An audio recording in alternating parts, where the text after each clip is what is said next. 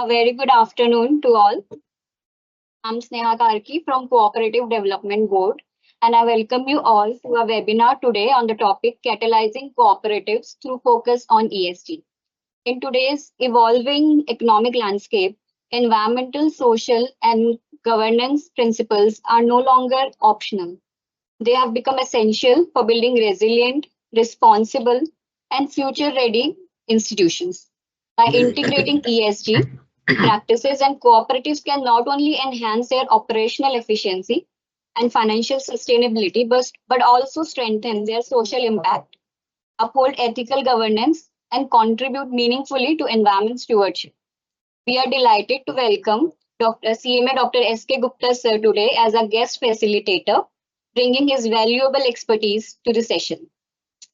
Gupta sir is the Managing Director, ICMAI Registered Values Organization, CEO, ICMAI Social Auditors Organization, and COO, ICMAI International ADR Champ. Welcome to you, sir. Looking forward to an engaging and insightful sessions. Any questions will be taken up at the end of the session. Thank you. Thank you.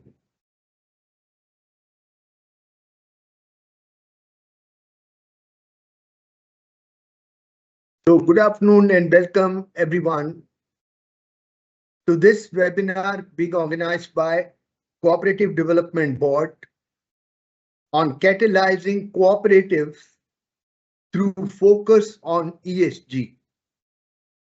Before I begin my session, I would like to profusely thank the Chairman of Cooperative Development Board, CMA Council Member Navneet Kumar Jain sir, and other staff members, my colleagues looking after the work of CDB, for inviting me to share my perspectives on this very, very critical and emerging topic of how to catalyze, how to leverage ESG for improving efficiency and performance of the cooperatives. That is what we're going to talk today in this particular webinar session.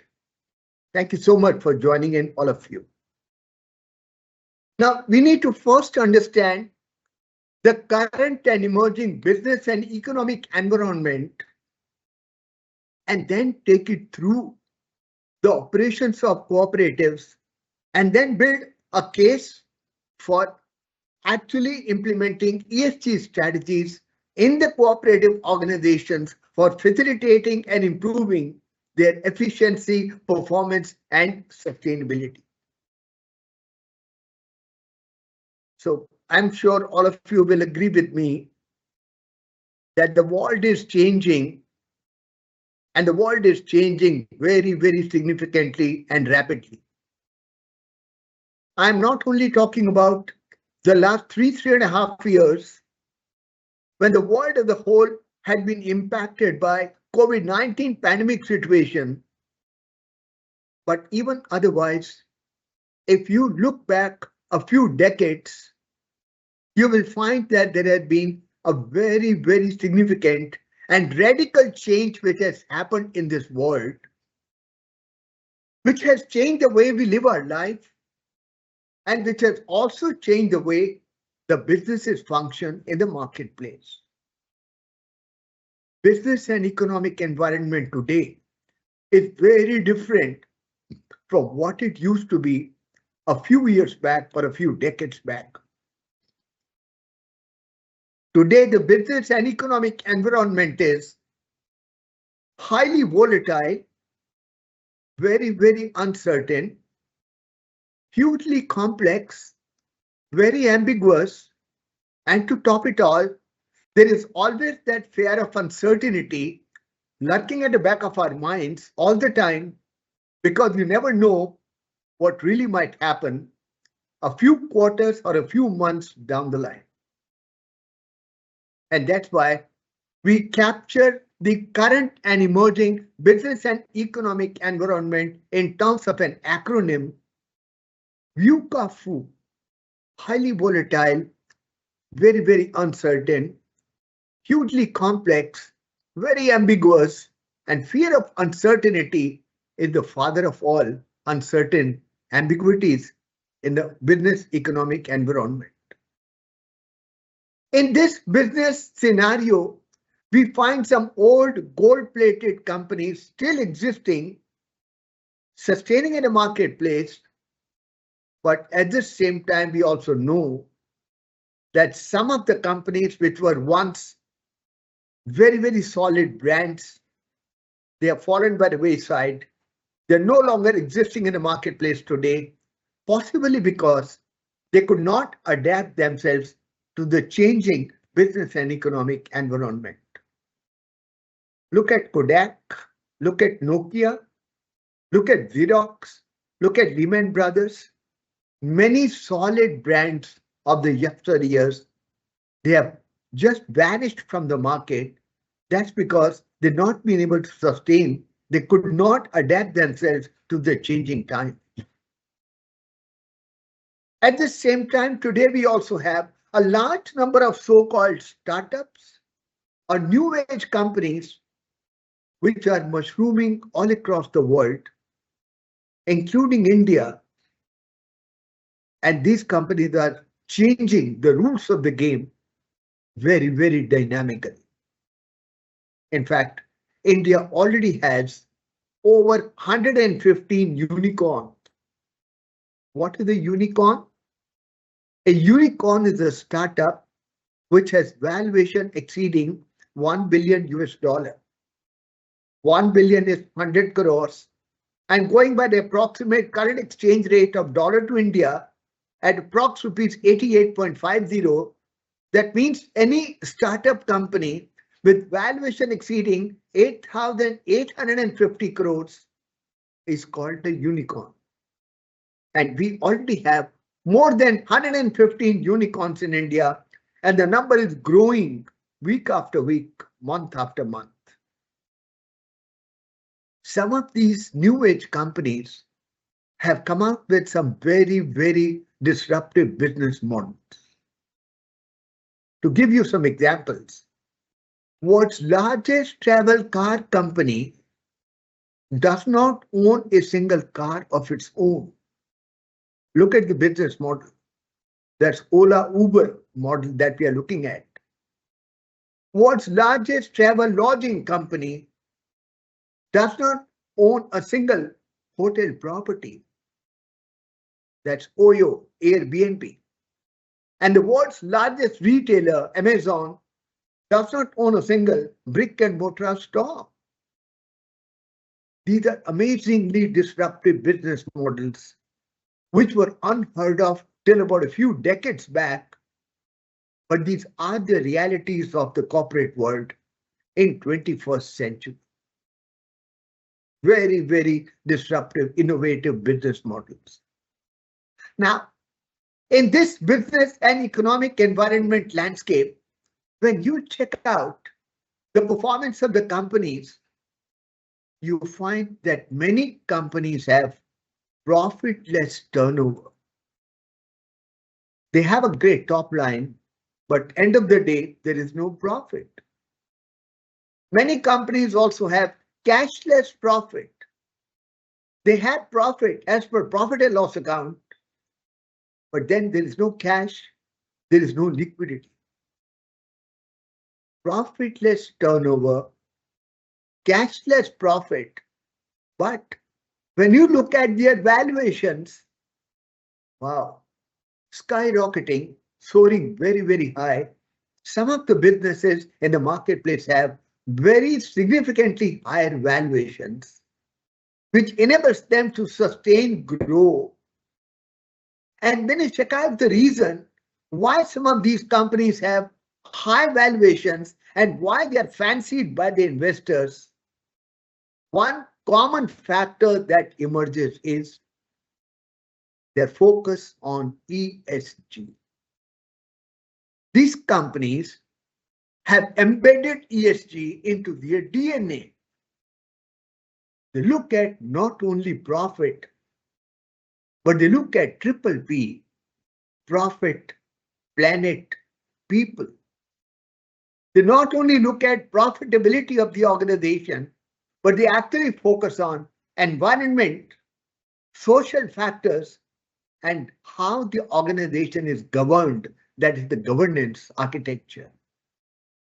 That's because these companies have realized ESG is the key driver for ensuring sustainable growth of organizations.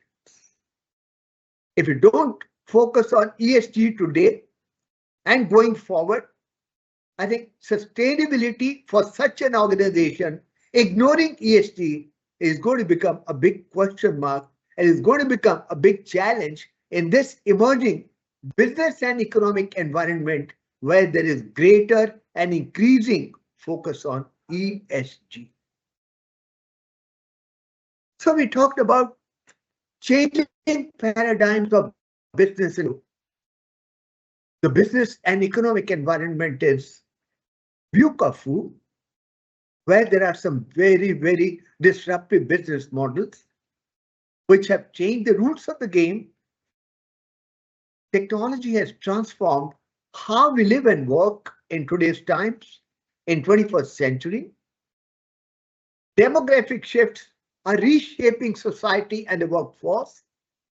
India today is the most populous country in the world, beating China, which had the first position for a long time, but today India is the most populous nation on this planet. And as a result of that, talking about Indian business scenario, there are shifts taking place in the demographic profiles of society and the businesses. Globalization has changed the routes across all markets. And because of the effect of globalization, all the countries of the world are interconnected, and so are the businesses of each country. They are also interconnected with rest of the business world and rest of the economic entities. So, if a butterfly flutters anywhere in the world today, it causes ripples everywhere in the world. If anything happens anywhere in the world, it has impact on India, it has impact on every country because of the globalization interlinkages. Customer expectations have dramatically changed. We are all customers. We buy a lot of things day in and day out. Look at your own behavior. Look at your own expectations as a customer. As customers today, we want everything faster. We want quality products. We want quality product at very low price. And we want very, very high quality of service. And the business obviously has to keep the customer focus, has to keep the customer at the center point with a view to sustaining its operations in a marketplace for a long time. Climate change is becoming a huge corporate challenge. Because of the changes taking place in the climate the world over, including India, it is bringing in new risk profile for almost all the businesses. The weather pattern, the rainfall, the winter, the summer, the autumn, everything is changing the world over, and that's having impact on almost all kinds of businesses across the world on this planet. Corporate social responsibility is becoming very, very important. The businesses have to realize they are ultimately not profit-making machines. Ultimately, all business organizations are social structures. Because they draw all their resources from the society, they have an obligation of giving it back to society also. And that's where the concept of corporate social responsibility, which in India has also been legalized by incorporating Section 135 in the Companies Act of 2013, has become the front and center as the fundamental purpose of all organizations. I'm just trying to provide a broad perspective, a macro perspective on the changing and the emerging business scenario in a marketplace today in 21st century, which is impacting and which will impact all kinds of organizations, public sector, private sector, corporates, cooperatives, is going to impact, and it is actually impacting even now, the operations of all kinds of business enterprises. Well, we all celebrated Azadi Ka Amrit Mahotsav. 79th Independence Day was celebrated on 15th of August 2025, and it was but natural for all of us to check out where are we after 78 years of India's political independence. Well, friends, it is a matter of pride for all of us that today we are the fourth largest economy of the world.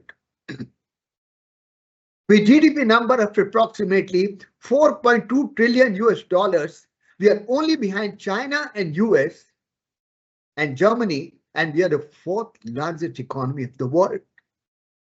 And going forward, during the Amrit Kal, next 25 years, culminating with completion of 100 years of India's political independence, we are looking at becoming Vikasit Bharat.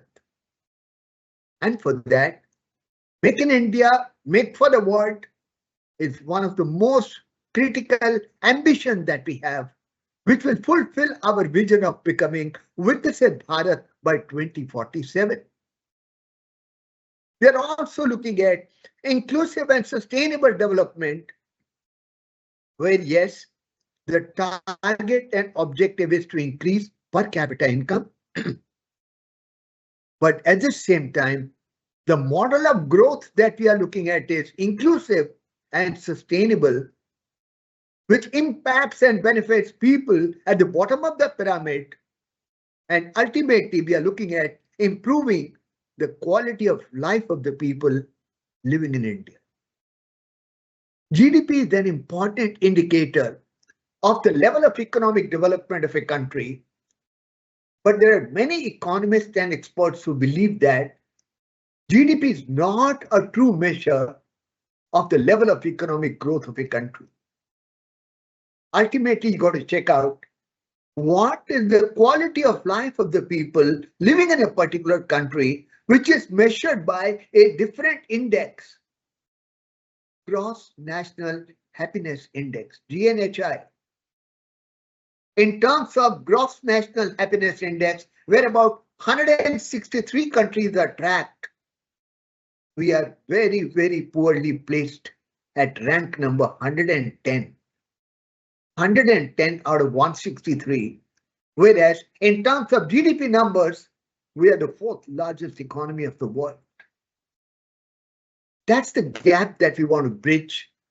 That's the gap that we want to cover during the Amrit Kal in our journey towards becoming Vikasit Bharat by 2047.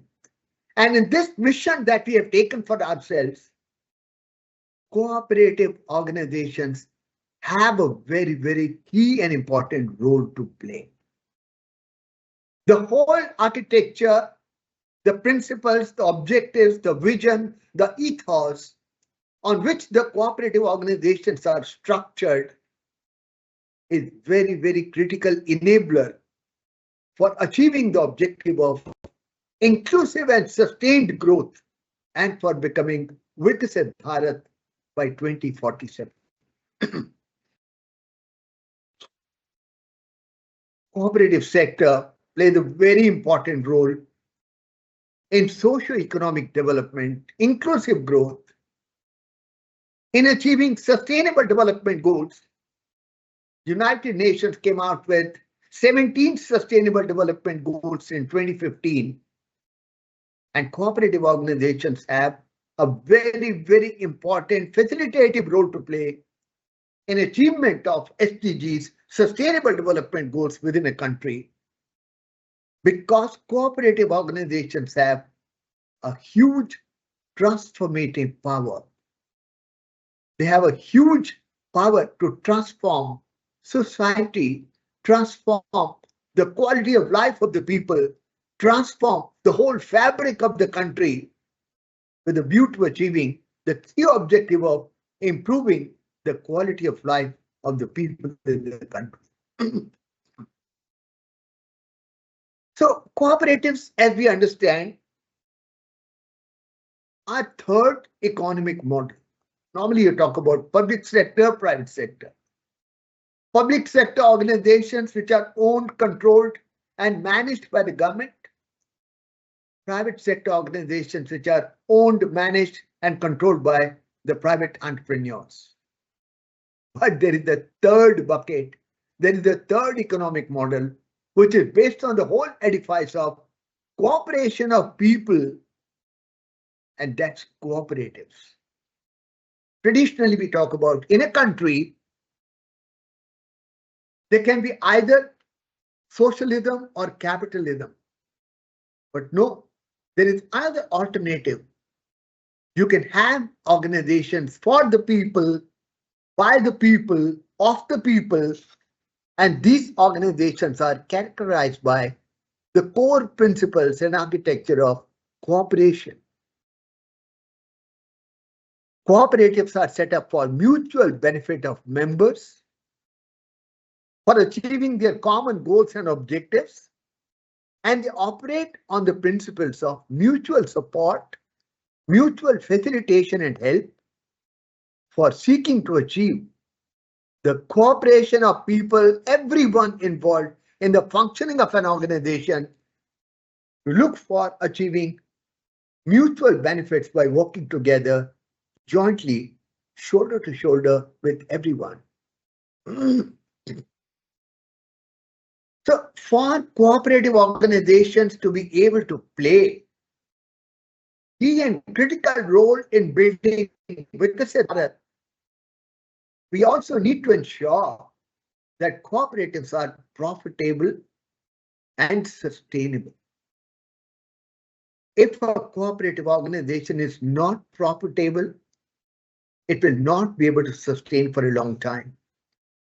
And if the cooperative organization is not sustainable, it will not be able to contribute towards our journey of becoming Viksit Bharat, because the life or the tenure of the organization itself may be or could be a big question mark in that kind of situation. So how do you ensure and enhance profitability and sustainability of cooperative organizations? What are the key imperatives for becoming profitable and sustainable for cooperative organizations? First and foremost, you got to keep customers into focus. You got to always try and meet their expectations. The whole concept of customer satisfaction has undergone a radical change. Today, we no longer talk about customer satisfaction, but we also move beyond that to the level of customer delight. Customer satisfaction is where you provide a product or a service to a customer which is as per his or her expectation. You meet the expectations of the customer, and that's customer satisfaction. But today, in this VUCA world, only meeting the expectations of the customers is not going to be enough. You got to go beyond that. And that's why we are talking about customer delight. Customer delight is where you delight a customer. And how do you delight a customer? By providing him a product or a service which is beyond the expectations of the customer. Beyond the expectations of the customers. And that's where the cooperative organizations also have to keep their focus on meeting stakeholder expectations. The second key imperative is to create, preserve, and enhance value for the stakeholders. Today, investors fancy those companies which have the ability to create value for the stakeholders, which are able to preserve that value, and which are able to enhance that value going forward on a sustainable basis. Only those cooperative organizations will be able to meaningfully contribute in India's journey towards becoming Viksit Bharat. There is very, very stiff, dynamic competition available in the marketplace. You compete today not only with companies from India, but the entire world because of the impact and effect of globalization. You must build a competitive edge. ESG is one of the important competitive edge that companies can create and build with a view to ensuring profitable and sustainable growth. What is also important in these times is earning the trust of the stakeholders. How do you earn trust of the stakeholders? By providing them goods and services as per their requirements, and also by ensuring you follow business code and ethical and human business practices. And that also leads to your organization becoming a good corporate citizen. You must ensure transparency. This point is especially important for the cooperative organization, that you must ensure transparency in the entire functioning of the organization at all levels. And you must create a balance between economic performance and social responsibility. Therefore, you got to focus on triple P. Profit is important. Without profit, an organization cannot sustain long term. But besides profit, you should also look at your social responsibilities and environmental responsibilities, and that's where the whole dynamics of ESG architecture comes into play. You must also carefully look at, analyze, identify the different kinds of risks that your business is exposed to. Newer types of risks are getting added to the risk library or risk directory of the companies. Those risks which were not risks at any time in the past, but they are now becoming important risks for many of the businesses, you must also identify and then try and mitigate or try and manage all the different kinds of risks with a view to ensuring profitable and sustainable growth of your organization. So the strategy alternatives for ensuring profitable and sustainable growth of cooperative organizations. I think that requires transformation. You're going to transform yourself. You're going to transform your organization. You're going to think of new ways of decision making, new ways of doing certain things. You can't continue to do things as you were doing in 21st century. Those things or those processes, those techniques may not be relevant in 21st century. And therefore the call is transform. There must be clarity of vision, goals and objectives. You must revisit as an organization who we are as an organization, how we operate, how we grow in emerging business scenario. Every organization has a vision mission statement, but that vision mission statement may have been finalized, focused maybe 20 years back. But today the times are different. Maybe there may be a need for change in your vision and mission statement, which actually drives the entire ethos, drives the entire activities of the organization. You must revisit your vision and mission statements, and if need be, modify in line with the changing times. Your business model must be innovative, sustainable, agile, resilient. Agile. What is the time that you take for putting a product into the market after the idea was first created within the organization? From the drawing room table to the market, how much time do you take? That will define and explain how agile a particular organization is. Resilient. How resilient is your business model? During COVID, many businesses were negatively impacted. And yes, some of the organizations also had been positively impacted. They benefited from COVID, but many of the businesses were negatively impacted. What is their position now? After about 4 years, 4.5 years, many of the businesses have fully recovered. Many of the businesses have yet partially recovered. Many businesses are also yet in the recovery stage. And some of the businesses have shut down their shutters, they have closed down. Why is there this difference in terms of the recovery model that we are finding in the marketplace? That's because of the resilience of the business model. Those organizations which had resilient business model were able to recover faster. And those organizations which did not have such or so resilient models, they are still struggling to recover. And some of them, they just could not stand in the marketplace and they have had to shut down their operation forever. Prioritize customer experience is what we talked about earlier also. There's got to be a focus on the customer. You must also look at well-being and development of your employees. Your employees are your most valuable asset. Your machines will just be available in the factory. Who operates your machines? Employees operate your machines. Who carries out various activities of the company?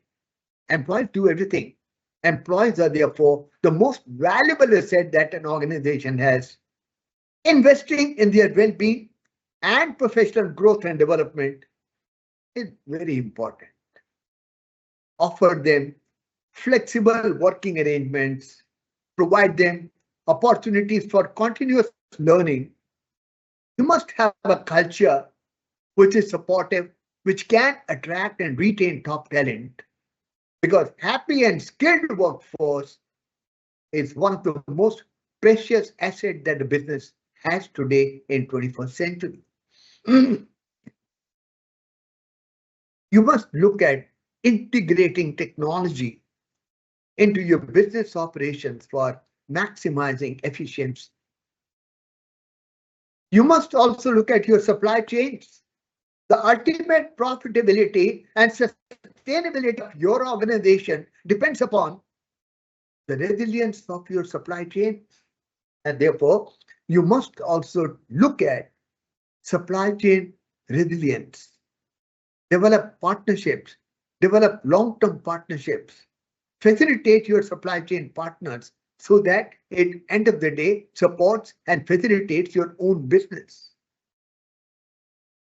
Optimize efficiency and costs at the business level, which is very, very important for profitable growth of a company.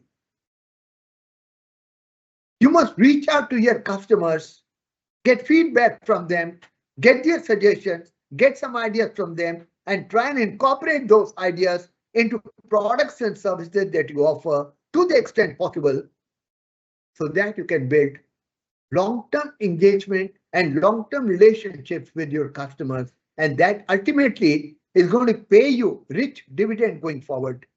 Look at your customers' feedback in a very, very positive manner. If you want to become a sustainable organization, practice principles of sustainability. One of the important principles of sustainability is circular economy. Recycle, reuse, redesign. Concentrate on cutting waste wherever it may be available in the marketplace. Recycle products to the extent possible. Reuse material. Redesign your products. Increase the life cycle and duration of your products. All this is included in the principles of circular economy. And then you must focus on ESG. Adopting ethical and sustainable practices is no longer optional. It's no longer good to say. It is actually good to adopt practice. It is an imperative for cooperatives. For remaining viable and competitive, you need to focus on ESG. Omnichannel, many companies which were only selling products offline earlier, they have now also started online channels for marketing. I think the combination of online, offline actually provides a lot of satisfaction and good customer experience. In fact, the distinction between online and offline shopping is blurring. And therefore, you must also look at not only focusing on one particular channel for the marketing of your products and services, but offer them in multiple channels for beneficial and good experience of the customers. Optimize costs. How do you do that? Continuous observation and strategic thinking. You need to focus on 3 W's. What happened to the cost? Why it has gone up? Why it is spiraling higher? When did it happen? Why I did not notice? Why it happened? If you're able to analyze these 3 factors, what, when, and why, so far as the cost architecture is concerned, I think it will provide you a lot of indications as to how you can improve upon your business efficiency and effectiveness by optimizing costs at all levels. Leveraging data for informed decision making. Today, data has become an important asset for every organization. Data has a lot of value. Data is very, very invaluable for every business. And the quality of data and the importance of data is further increased because of the application of AI tools and techniques. So use these analytics and analytical techniques and tools to understand customer profiling, customer preferences, optimize your operations, and identify growth opportunities for your business. You must continuously monitor your business, what's happening across the world. And for that, you need to be vigilant, you need to be agile, and you also got to be forward thinking. Continuous monitoring of market trends, continuous monitoring of business and economic environment, customer preferences, technological developments is very, very crucial for an organization to stay ahead and capitalize on emerging opportunities. Reduce energy consumption. This is part of the E in the ESG. If you want to save environment, you must look at alternate sources of energy, and you must also try to cut down consumption of energy per unit produced. That will help save the environment, and also it will be a good business case for your organization. That's where also the focus needs to be put. Minimizing all kinds of waste. Some examples, practical examples, real life, switching to reusable containers and products, recycling, composting waste, reducing packaging material could be some very, very practical applications, opportunities for minimizing waste. So how ESG can actually drive profitability and sustainability for a cooperative organization? It all focuses on, centers it all, one single word: sustainability. It has today become kind of a buzzword. Everyone talks about sustainability, but sustainability is much more than a recently developed buzzword. Sustainability is focused on the model of development that meets the needs of the present without compromising the ability of future generations to meet their own needs. We know that natural resources are scarce. They don't replenish at the same rate at which they are getting consumed across the world. And therefore, they are depleting every moment. And therefore, because we have only one planet, there is no planet B, and this planet has been handed over to us by our forefathers. We, the present generation, have a moral responsibility of handing it over to the next generation in the same form and architecture in which we inherited it from our forefathers. People are talking about setting up a habitat on the moon, on Mars. I don't know whether that will ever happen or not. As of today, we only have one planet, and we all have a responsibility of taking due care of that planet today by focusing on activities which are beneficial from the environment perspective, and that is what is meant by sustainability. Adopt a model of development that meets the needs of the present without compromising future generations' requirements, so that they should also be able to meet their requirements going forward. That is how we should do development today. So the whole concept of sustainability is the interface between economy, environment, and society. It is shown here in mathematical term. It is called a Venn diagram. Economy, yes, profitability is important. Economic principles, financial principles are important for every business. You got to keep focus on the same. At the same time, you must also care about environment. You should not degrade environment. At the same time, you must also look at people. People constitute society. You must care for society. You must care for people. You must try to provide and improve their quality of life. And a whole interface between economy, environment, and society. The center focus of all these three elements is what is called sustainability. ESG is emerging imperative for all businesses today, including cooperatives. Today, businesses are expected to take on more responsibility than simply generating profit. You have to have profit, as I said earlier also. But the path to earning profit today passes through society and environment. Triple bottom line concept where a company focuses not only on profit, but on people, society, planet, environment, and profit together. I think that is the company which has huge potential for becoming a leader in the marketplace and be profitable and sustainable on a long-term perspective.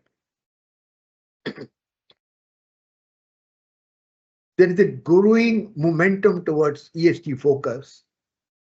Companies are increasingly recognizing the importance of sustainability and importance of incorporating ESG principles into their operations.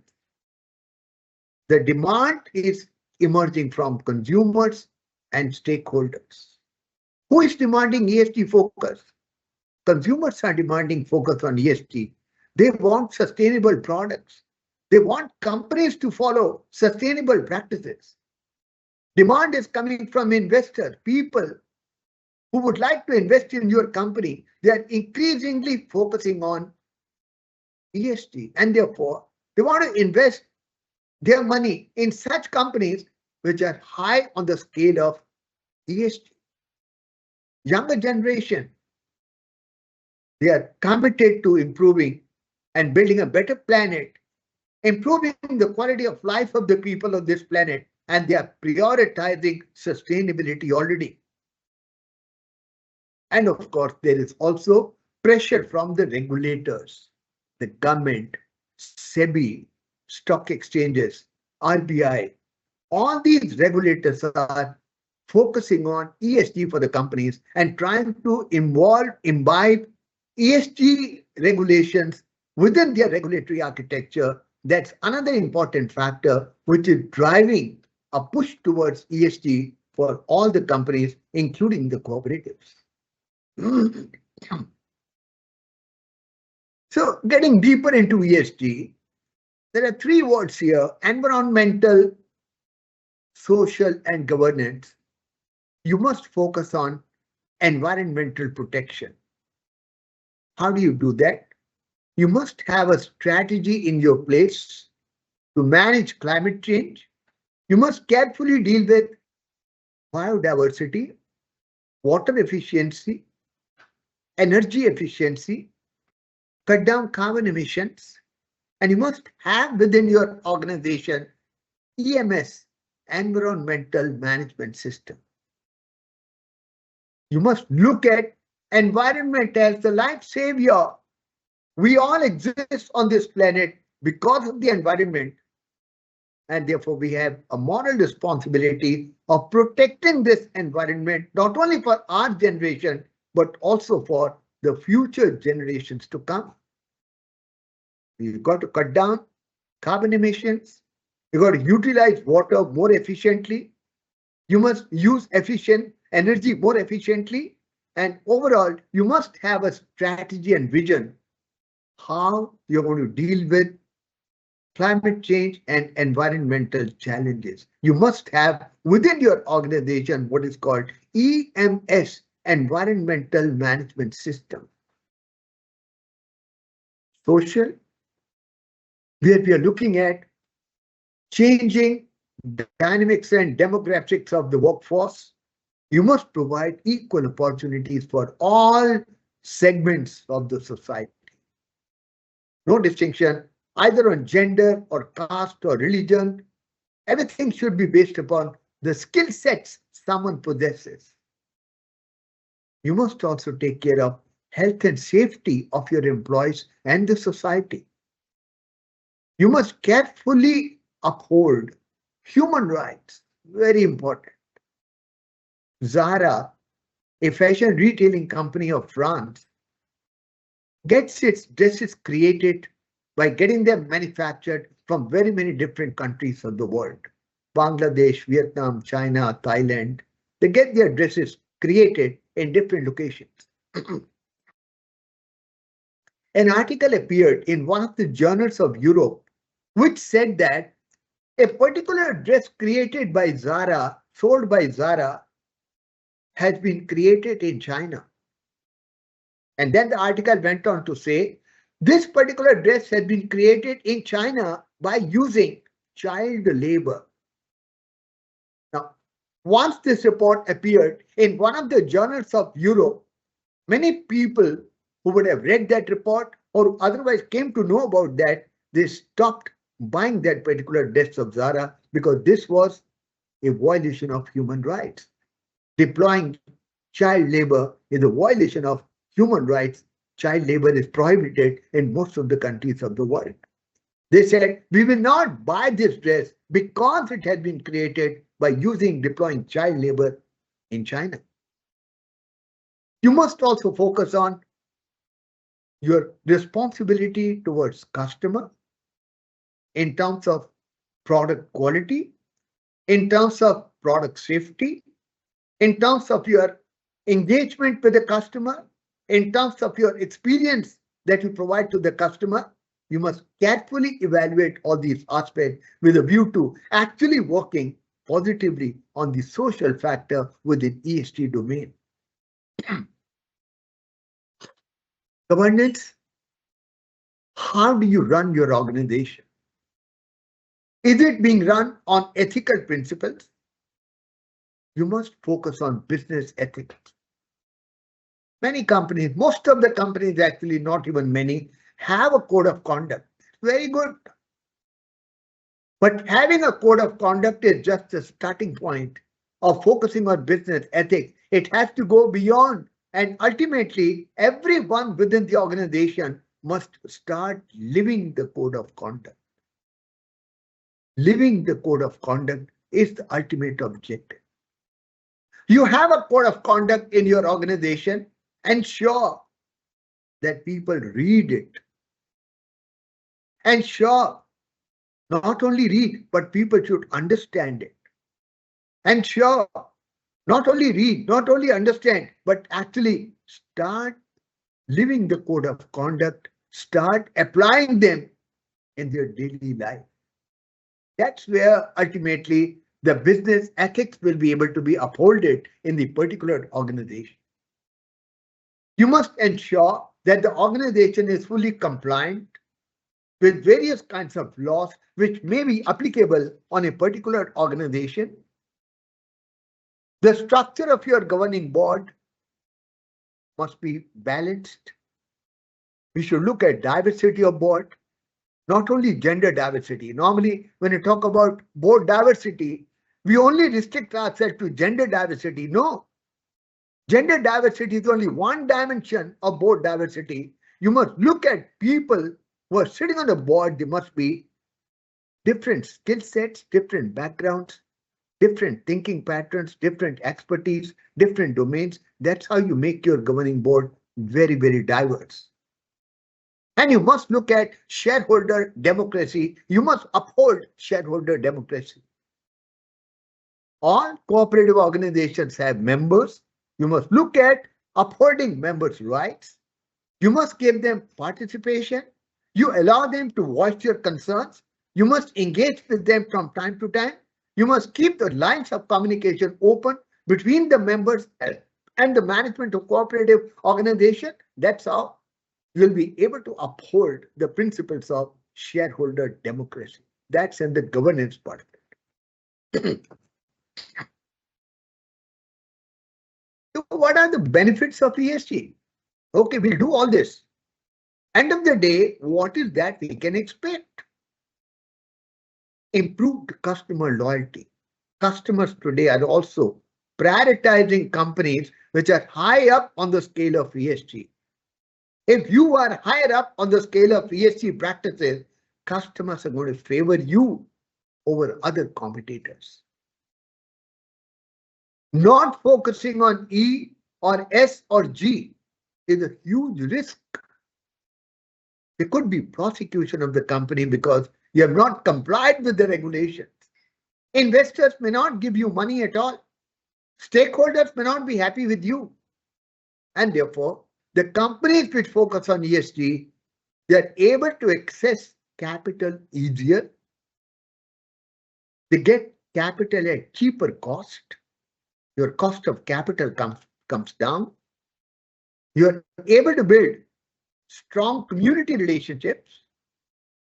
Definitely, all this leads to higher branding for your company, higher valuation for your company. It also leads to greater innovation and adaptability. Because if you want to develop products which are sustainable, you have to think afresh. You have to look at every product and its functionalities from a very different perspective.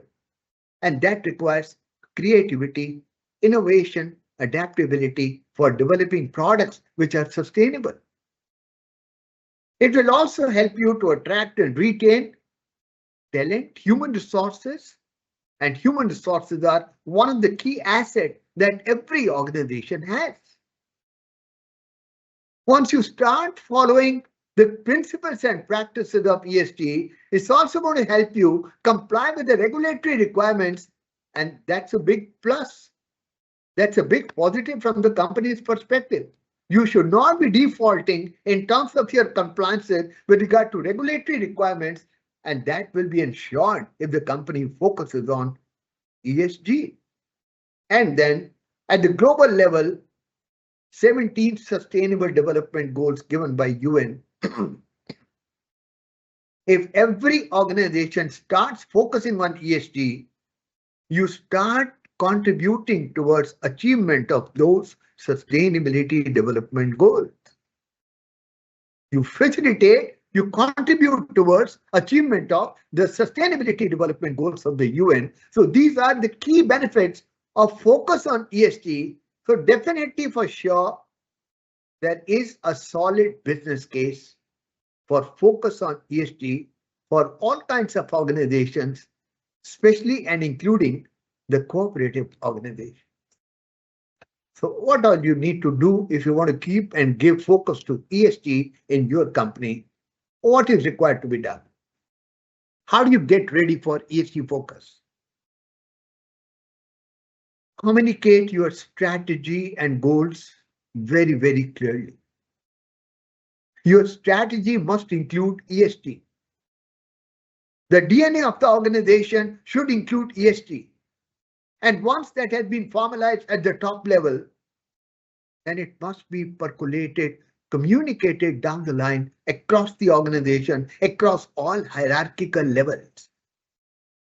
But then, once you communicate your strategy, focusing on ESG, people may have some ideas.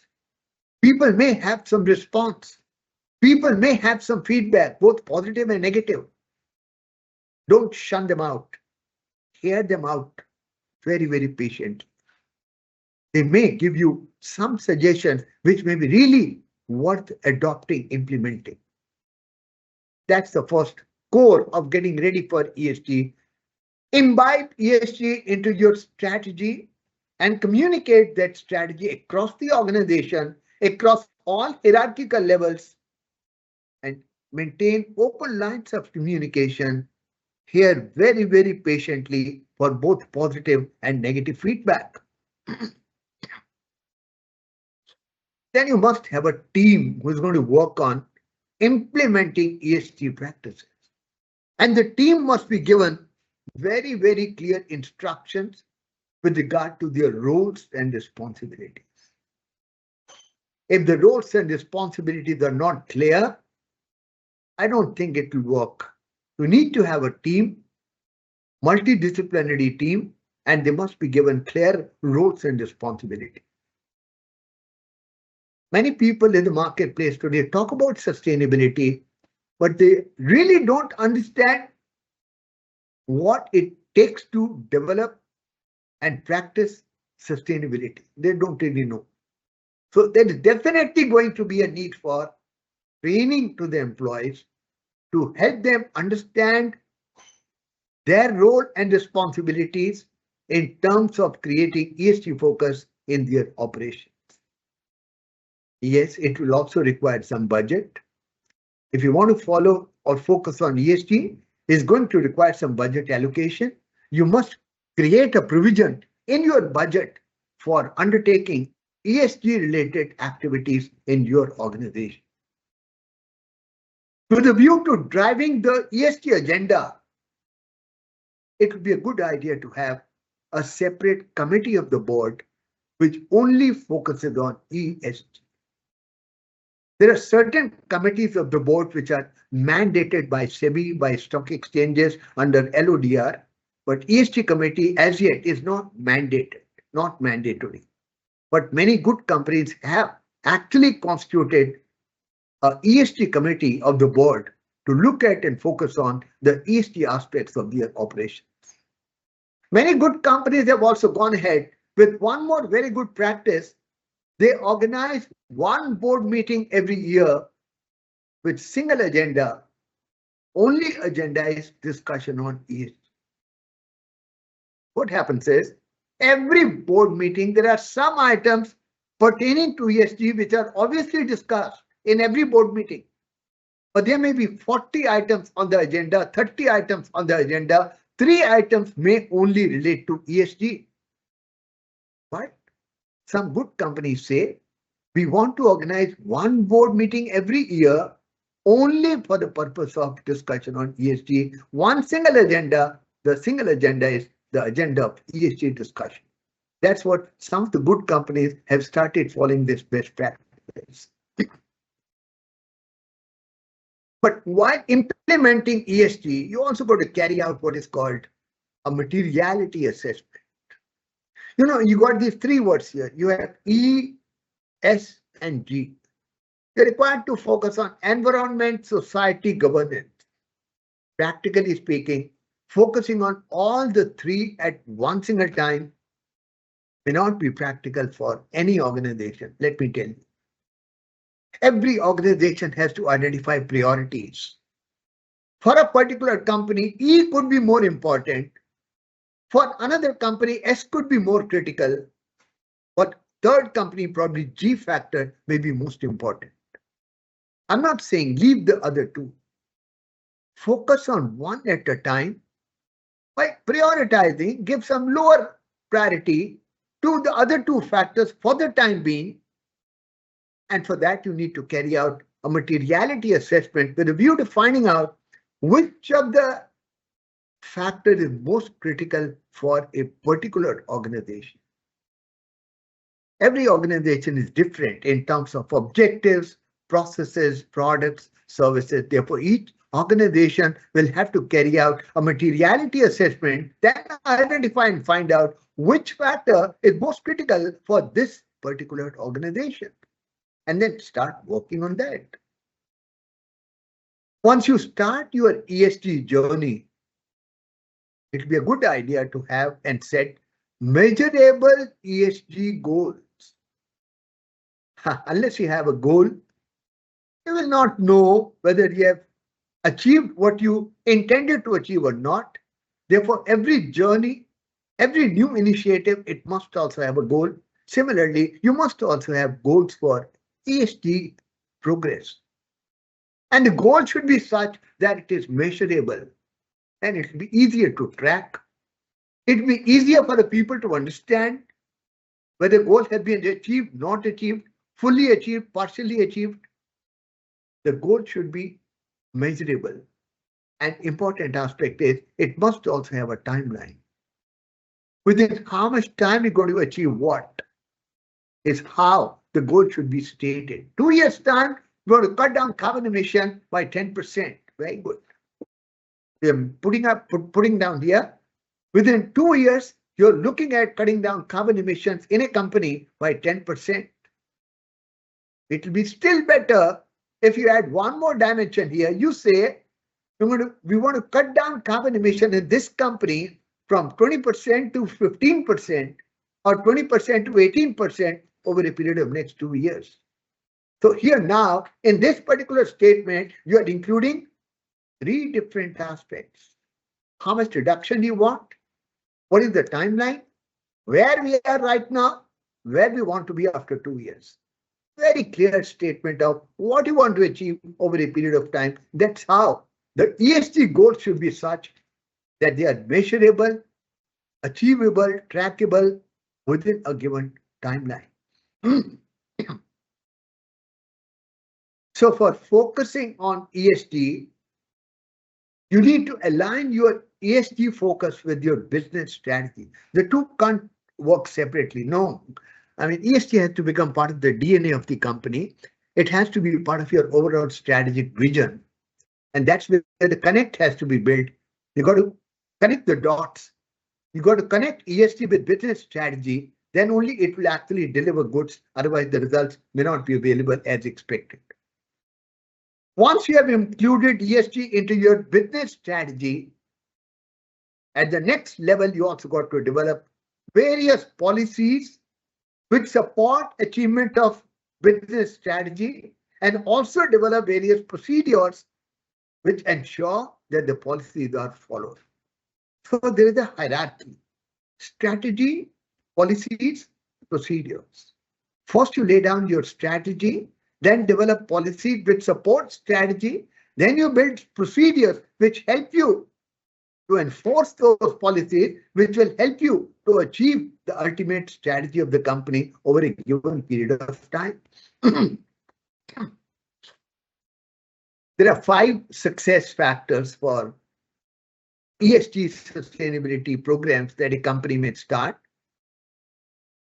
Setting bold ambitions for sustainability, bold ambitions.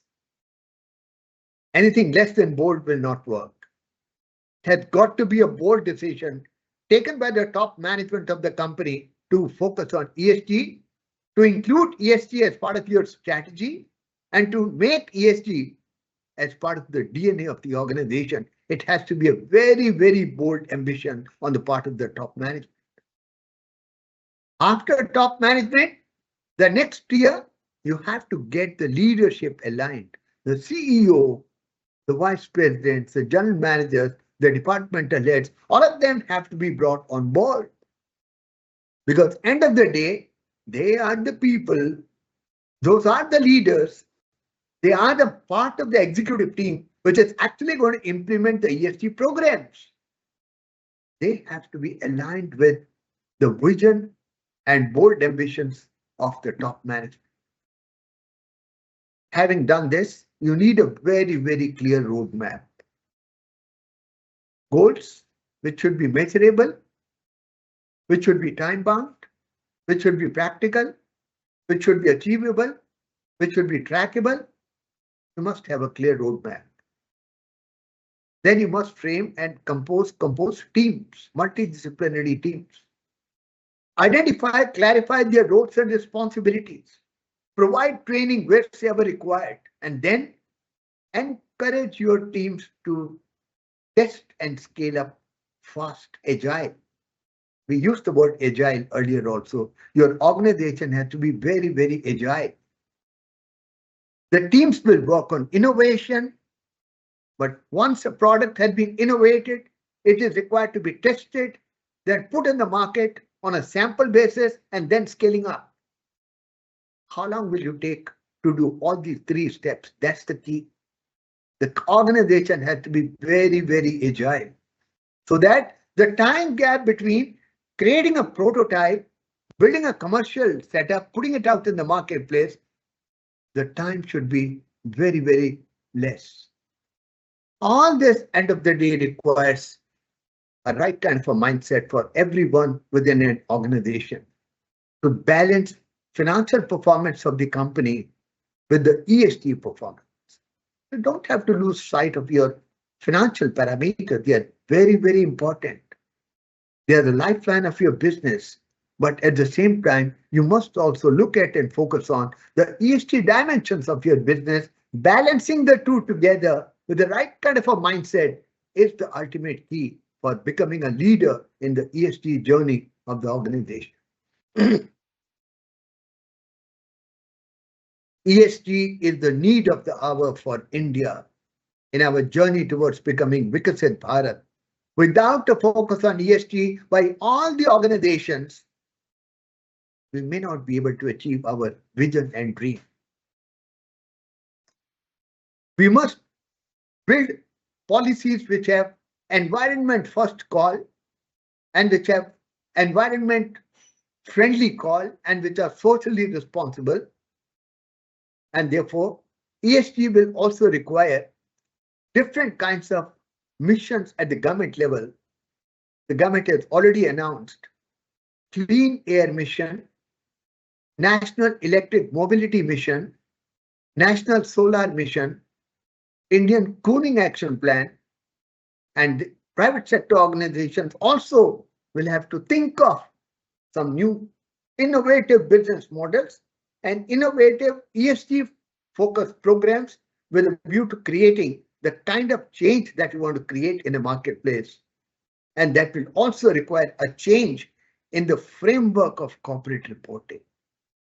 You know, every company prepares an annual report, which contains the financial statements, the balance sheet, the cash flow statement, the profit and loss account, the director's report, the auditor's report, notes to accounts, secretarial audit report, the management discussion and analysis. But most of this information is focused on financials. But times are changing. Today, the stakeholders also want to know, besides the financial numbers, what is that the company is doing in environment and societal space. The data pertaining to these two dimensions could be quantitative in some cases, but most of the information is going to be non-quantitative. And therefore, the companies have to start looking at non-financial reporting or integrating corporate reporting in such a manner that you are able to provide complete story about the functioning of your organization, which talks about and deals with financial numbers as well as the non-financial indicators and dimensions of the functioning of your organization. ESGs all about a win-win situation. It's not a win-lose situation. Nobody loses. If you focus on ESG, there's no loser. Everybody is a winner. Because ESG focus is good for the planet. Remember my statement, there's no planet B. You only have one planet for the present generation, and you got to save it for the next generation also, before it is too late. It is good for the people. Focus on ESG is going to help society, is going to help people live better life. And that's the ultimate objective of United Nations, India, all countries of the world for that matter. And most importantly, it is good for business. There is a business case for ESG. It has lots of benefits for the companies. Companies which focus on ESG have lots of benefits. I showed you that slide previously also. It is good for business. It is not only a fad. It is not only a buzzword. It has real practical value for the company to focus on ESG. ESG is all about creating value for the stakeholders. And that's what the stakeholders of 21st century actually look for. They are looking for companies which have ability to be able to create value, preserve that value, and enhance the value going forward. ESG helps the companies to create value for the stakeholders. It's about creating value all across. It's not only creating value either in manufacturing or marketing or inventory management. It is about creating value across the organization. That's why we say it's about creating value 360 degrees. ESG is all about creating value internally as well as externally. Your supply chain partners, your customers, your investors, government, society, external people who are connected with your business, everyone benefits when the company focuses on ESG. And end of the day, it also helps the companies to deliver value cost effectively. How cost effectively you are able to deliver value to your stakeholders, that's the crux. End of the day, if you're able to optimize your cost, it's going to create better profitability for the company. And that's ultimately going to help you become sustainable organization. Everything is interlinked. ESG focus, cost optimization, better profitability, sustainability of the organization. Everything is linked together. ESG is all about creating value and delivering that value to stakeholders in a cost-effective manner. So, ESG is not something you do. It is everything you do, whether in your personal life or organizational life, any kind of organization you may talk about, public sector, private sector, multinational, cooperative organization. ESG is important for all kinds of organizations. Embedding ESG in strategy, aligning your ESG focus with your strategy is the key for building a resilient organization for now, next, and beyond. We all understand, know what to do. It's just a matter of getting started, getting ahead. Start doing whatever is required to be done today without waiting for tomorrow. That's the call. You know, running a business is a shared value opportunity. You got to do well, yes. You have to make money, otherwise your own sustainability as an organization will be a challenge. At the same time, do good, do well, do good. You share your value creation opportunity by running a business enterprise. You share that with the society and the environment. So do well, make money, yes. At the same time, do good.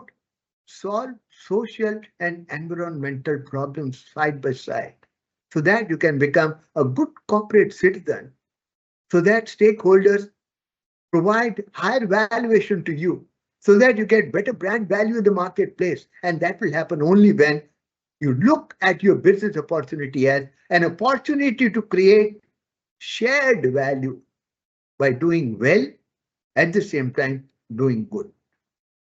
Thank you so much. That's where I close my formal presentation. If any one of you would like to interact, share some views with me, any questions, I'm available for some time to interact with you. Thank you so much. Thank you so much, sir. Sir, I could see one question here from Yes, please. Santosh Kumar. Yes, How can please. companies credibly measure, verify, and report the real impact of their ESG initiatives, especially when standardized data and universally accepted reporting frameworks are lacking? Sure. So all the countries across the world, including India, have started their ESG journey. And even the concept, definition, principles, standards of ESG are yet also evolving. There's no finality as yet. As we talk in the financial or the accounting framework, you have IFRS, you have IND-AS. There are no standards which are final as of now, even though there are standards available across the world. Sustainability, you have CDB standards, climate action reporting standards, you have IFRS, you have Indian standards as well. In fact, to share with you, I appreciated and released 2 sustainability standards which have been developed by Sustainability Standards Board, headed by Central Council member CMA Ashish Thante sir.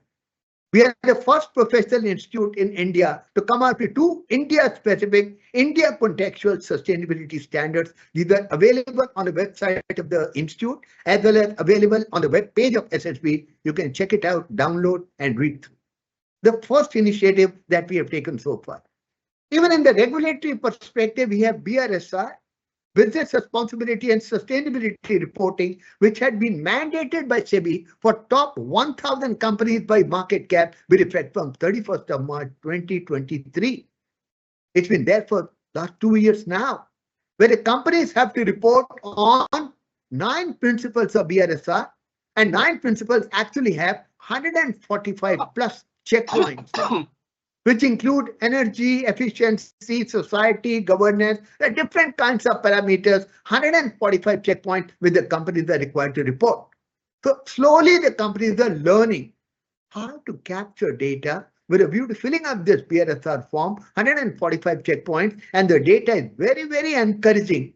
80% of the companies in India are complying with the BRSR requirements. Slowly and slowly, the number is growing and the quality of data provided by these companies is also improving from time to time. Furthermore, with a view to improving the ability of the companies to be able to track the data, to improve the quality of BRSR reporting, we have created a task force on environmental costing, and we have issued a guidance note on environmental costing. This is also available on the Institute's website. You can check it out. The 45 pager guidance note on environmental cost data relating to water, energy, carbon, how to report that, how to measure that, some kind of guidance is available there. Besides that, National Stock Exchange has also come out with a guidance note on BRSR reporting, where they say there are industry-specific indicators that they have compiled, which help the companies to track and compile the data and put it out in the BRSR report before submitting their report to the Bombay Stock Exchange. So the whole concept is yet evolving. There's no finality either in terms of standards or principles or practices as of now, because everyone is learning. Not only in India, even outside. Nobody is yet sure about how to go about it. But I'm sure within the next few years, something is going to get concretized. Standards are going to be framed up. Principles are going to be laid down. And everything actually is going to become standardized and therefore helping the companies to achieve the objective of the reporting which is required by various regulatory frameworks across the world, including India. Thank you.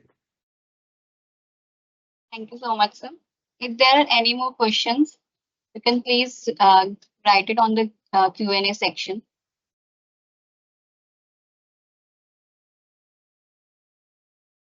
So people are thanking for the informative session. Thank you so much. Thank you, madam.